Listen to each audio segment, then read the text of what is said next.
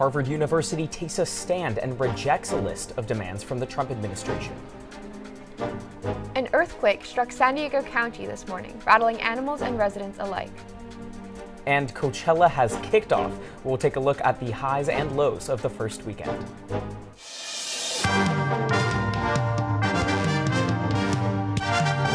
Annenberg TV News is next.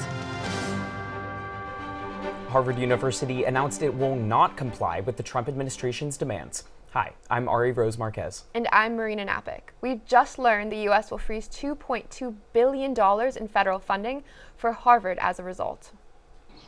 On Friday night, Harvard received an updated list of demands in order to, quote, maintain their financial relationship with the federal government. Harvard University has long been a target of the Trump administration, and the school says that while some of the demands are aimed at combating anti-Semitism, the majority violate First Amendment rights and Title IX authority.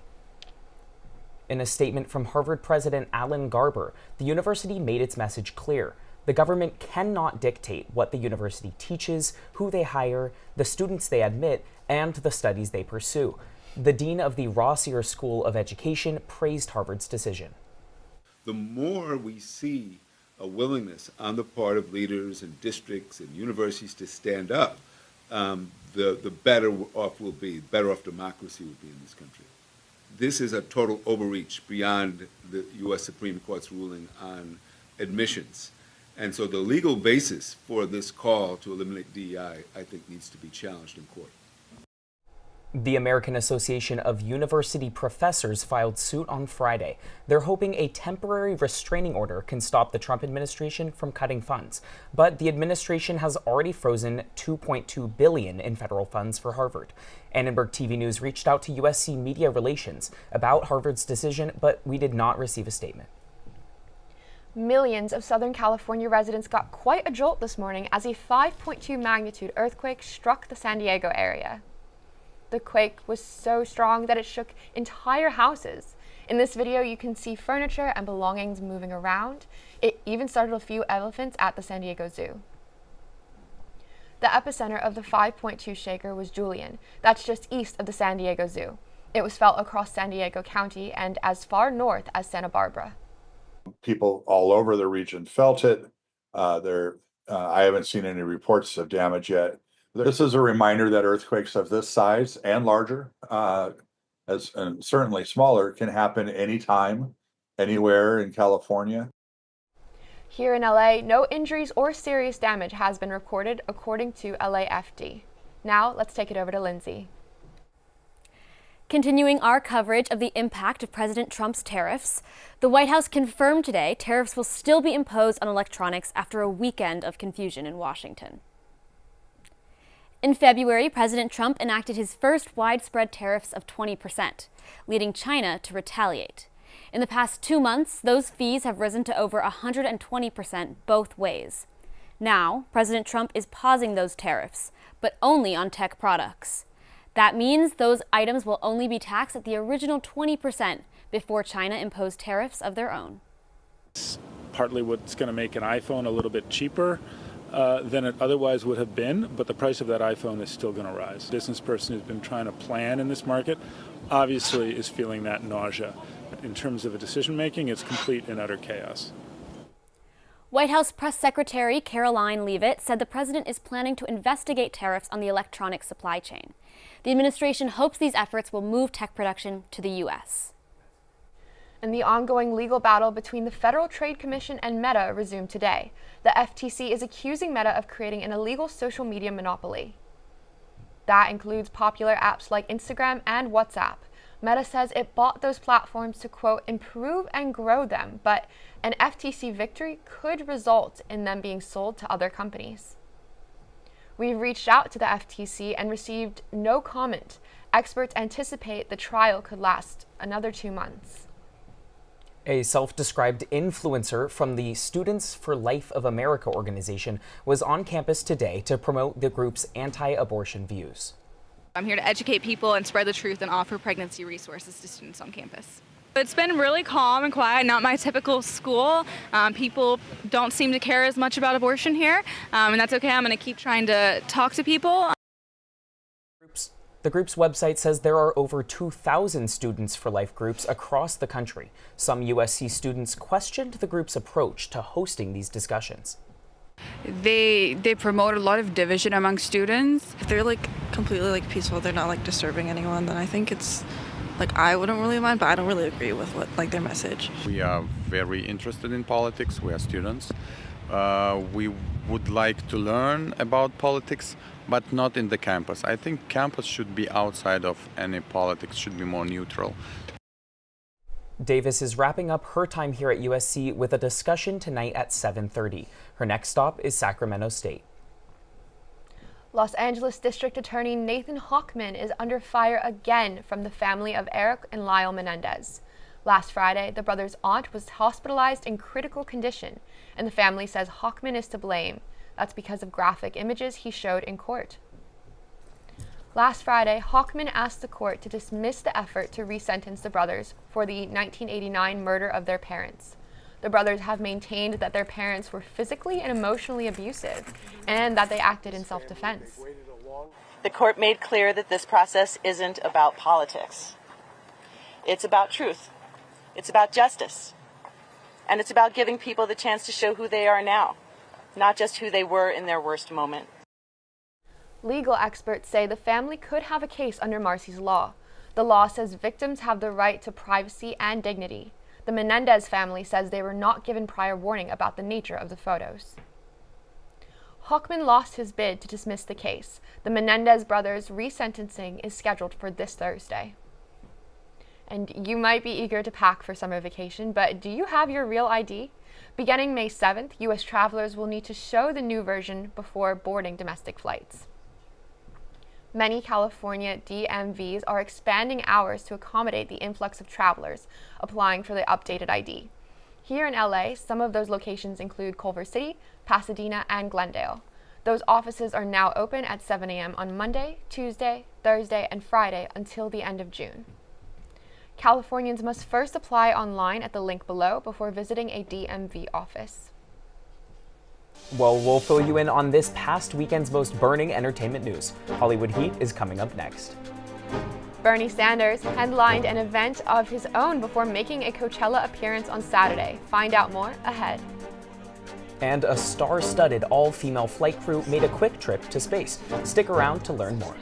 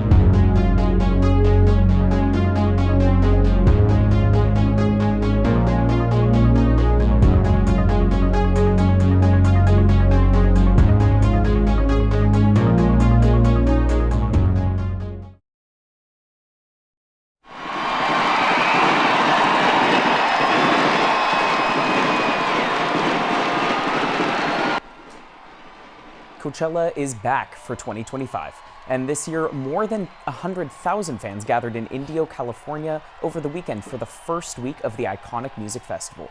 This year's lineup featured performances from Lady Gaga, Green Day, and Travis Scott. One attendee believes next weekend will be just as exciting as the first.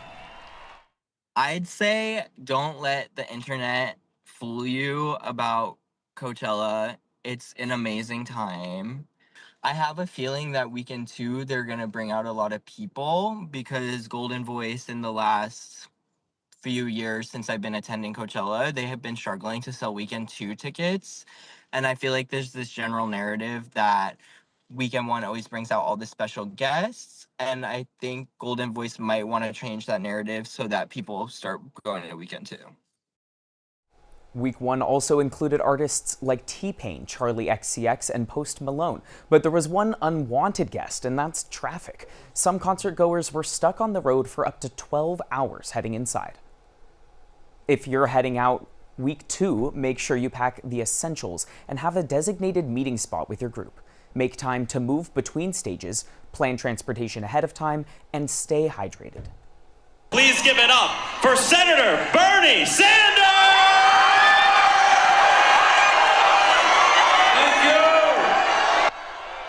Also at Coachella, Vermont Senator Bernie Sanders made an appearance to introduce singer Clairo. In his short speech, he encouraged young Americans to get out and vote. Sanders' Coachella appearance came a few hours after hosting a rally in downtown LA alongside New York Representative Alexandria Ocasio-Cortez. They spoke to a record crowd of 36,000 people, primarily about the wealth gap in America. The one thing that all the speakers kept on kind of saying was the wealth gap. The 3 richest people in the U.S. own more wealth than the entire bottom half of the country. And I thought that was just crazy. Doing this whole tour all across the country, I think it's bringing lots of good news coverage to these issues. It's just getting out the word about all this stuff. Sanders and his Fighting Oligarchy tour will continue tomorrow with rallies in Bakersfield and Folsom. It was a pretty toasty weekend here in the City of Angels, but let's forget about the weather and focus on the real Hollywood heat.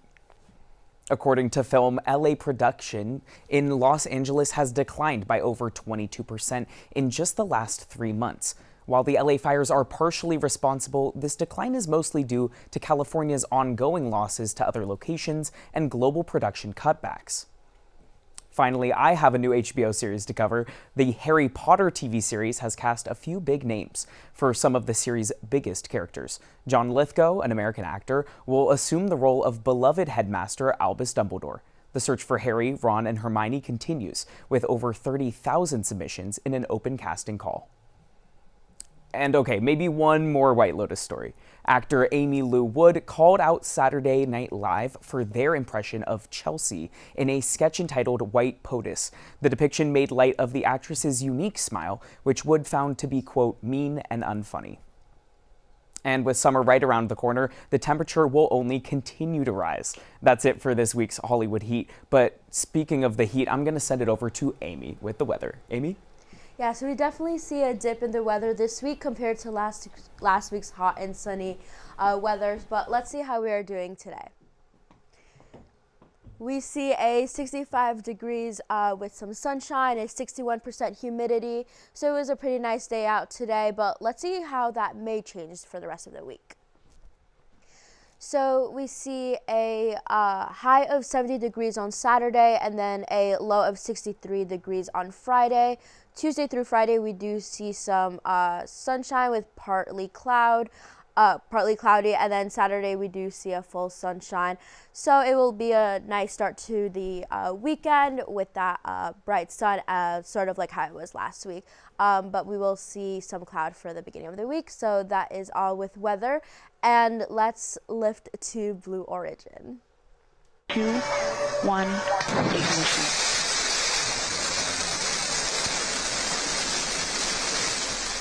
Liftoff.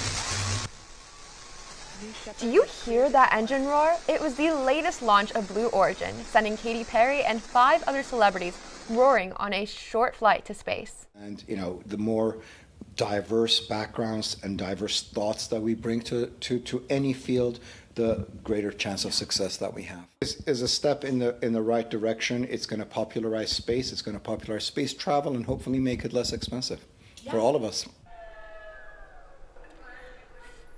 5 other women joined the pop star on the Blue Origin rocket owned by multi-billionaire Jeff Bezos. Their brief 11-minute trip was the group's first all-female space tourism crew. They experience weightlessness briefly before coming back down to earth.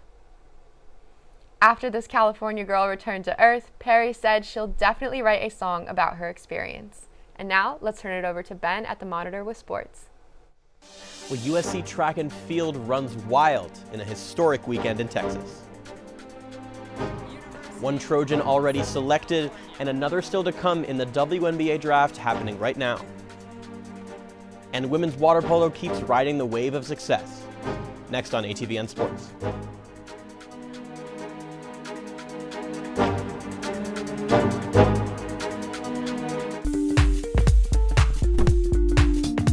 USG election season has kicked off. They have a huge game on Thursday, right?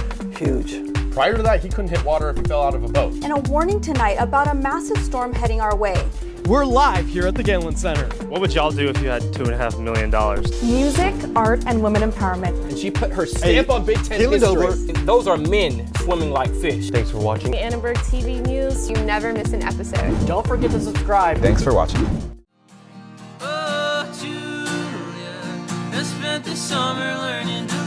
So, live from the Halo is USC Annenberg's take on NPR's Tiny Desk concerts.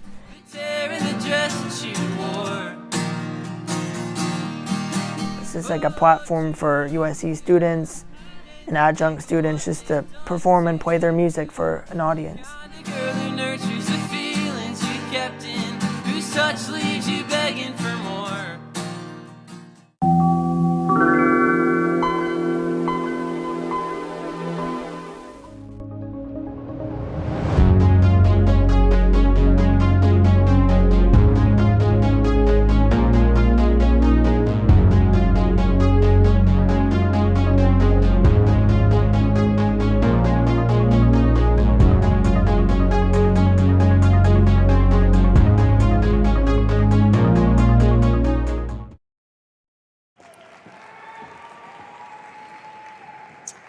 With the fourth pick in the 2025 WNBA draft, the Washington Mystics select Okikiola Iriafen, University of Southern California.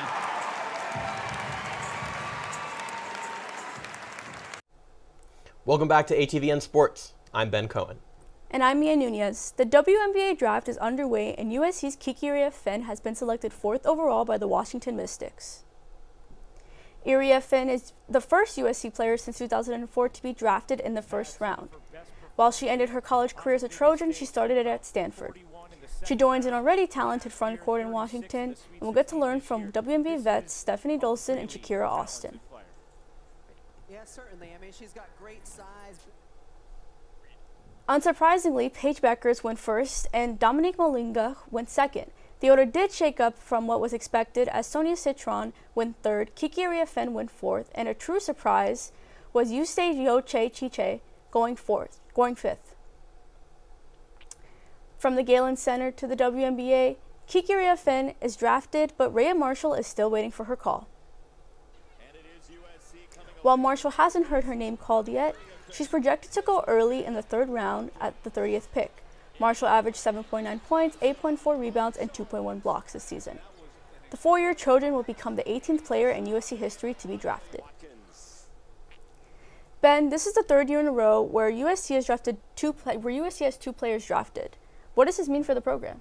Well, this is great news for the program, of course, but to me, the storyline is about the top 5 pick that we saw Kiki going 4th overall, and then a couple years from now, Juju is going to be a top 3 pick, maybe a top 1 pick, Juju Watkins, and then you have Jazzy Davidson coming in as well. It's a bit early to say where she's going to go, but that's the hope, right? And so from a recruiting perspective, players are going to want to come play for USC, both men's and women's. It's going to rub off, and it should be a great time. It's a great time to be a Trojan basketball fan. If not now, then especially moving forward.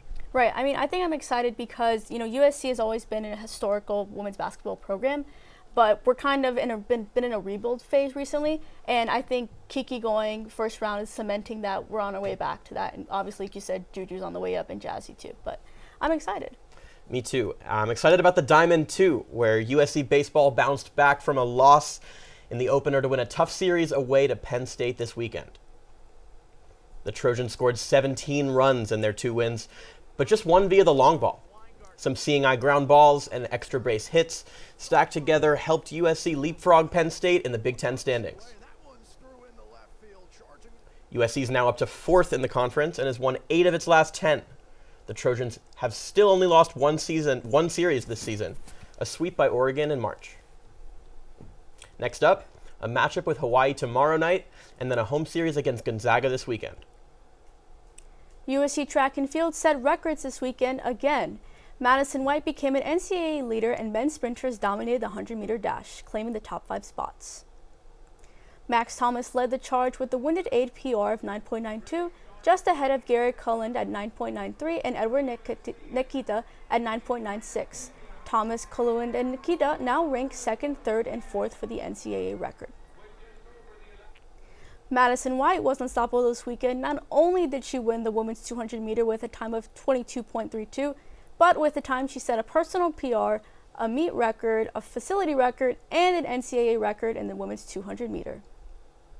Track and field will look to continue dominating at the Mount Sac Relays in Walnut, California on April 18th and April 19th. USC women's water polo had 2 weeks off, but didn't miss a beat. The Trojans won 2 games in 2 days to stay hot in the sun at Utangsu Aquatic Center. On Saturday, USC knocked off number 11 Arizona State 18-13 without their star Tilly Kearns. Sophomore Ava Stryker scored her 60th goal of the season, becoming the 3rd Trojan with Kearns and Emily Osmus to reach the milestone this year. It's the first time USC women's water polo has done that since 2001. Now, yesterday, Kearns returned and USC beat number 13 San Jose State 17-8 and kept the good times flowing. The top-ranked Trojans are now 26-1 on the season. Even more impressive, their 19-1 record against ranked opponents. USC avenged its only loss of the season, beating Stanford 2 weeks ago. The Trojans will end their regular season on Saturday at UCLA. Then, first the MPSF tournament, and then the NCAA National Tournament. Well, that's going to do it for us on ATVN Sports. I'm Ben Cohen. And I'm Ian Nunez. We're hitting the road with Jack after the break. Come take a trip around the world here in USC's backyard. We'll see you after the break.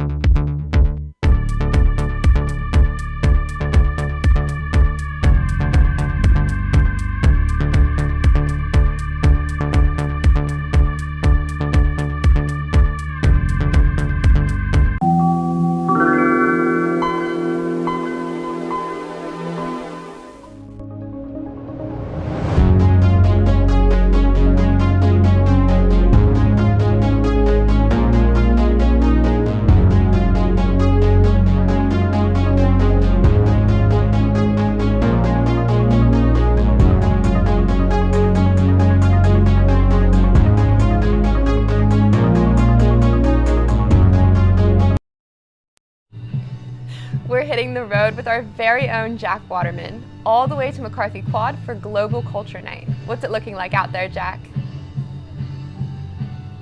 Yeah, thanks, Marina. Well, yeah, that Global Culture Night is supposed to start at 6 p.m., but I think some of the performances have already gotten underway. It's being put on by the International Student Assembly here at USC, and things are already getting pretty exciting. They've got performances, there's a photo booth, all sorts of great food, and some awesome student organizations here. Now, before the event started, I got the opportunity to talk to one of the co-executive directors of ISA about the importance of an event like this. Can you tell me a little bit about what the event is about, what the whole point of it is? Yeah, so this is our annual Global Culture Night, and this is where we like to showcase like our different member orgs. So whether that's Hong Kong Student Association or Pakistani Student Association, and then we'll also have like different global performances. This year we have performances from band Corey, which is USC's only K-pop band, or even like Shikendo from USC as well. Yeah. Amazing. Yeah, I saw there's food, there's like music, there's organizations. Like what? Tell me a little bit more about what all is going on tonight.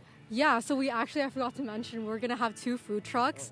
There's going to be some Korean fried chicken. There's going to be also wiener dogs, like German schnitzels. Yeah. Amazing. And what do you hope that events like these, what do you hope the goal is? What do you hope the message that you all can get out by having events like these? Yeah, so I think we're trying to achieve here is kind of spreading kind of cultural awareness and kind of showing the diversity on campus. I mean, USC is one of the most like international schools.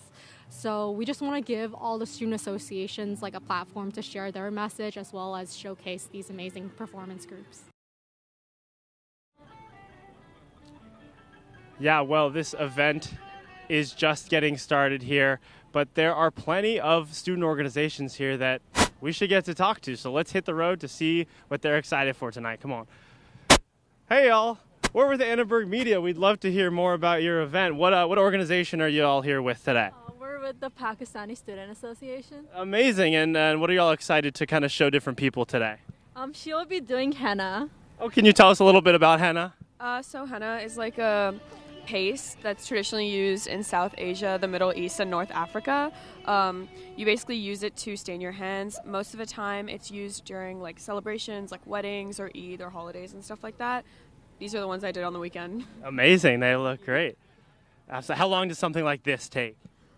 Oh, I mean, I guess it varies. Like, I think it could take like 20 minutes to 30 minutes per side.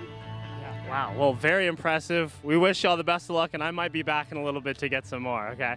All right, well, we're going to head across the way, actually, to some of the food trucks over here. They've got a Yummy Bird, which is Asian-American fusion here. And while we do, we'll just point out some of the performances going on right now. They have the Taekwondo Club here today. They've also got some a cappella groups going on. But personally, I'm vegan, so I heard Yummy Bird's got some good vegan options here. They're an Asian American fusion restaurant, and it's pretty cool to have them here today. So let's see what some of their options are, so people know what they can come get when they come to the event. So we've got vegan tacos, K-tacos, a vegan bird. Hey, all, how's it going? Thank you. Oh my goodness. Oh, thanks so much. Really appreciate it. Which one is this? Vegan bird. Okay, thanks so much. All right, we gotta get a bite of this. Hold on.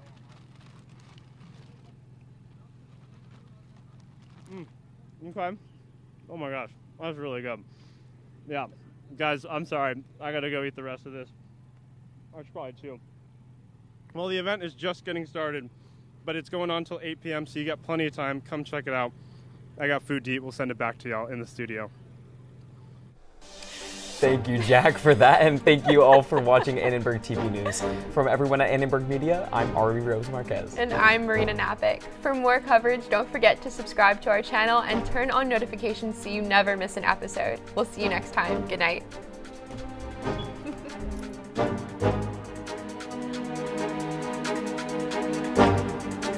Thank you.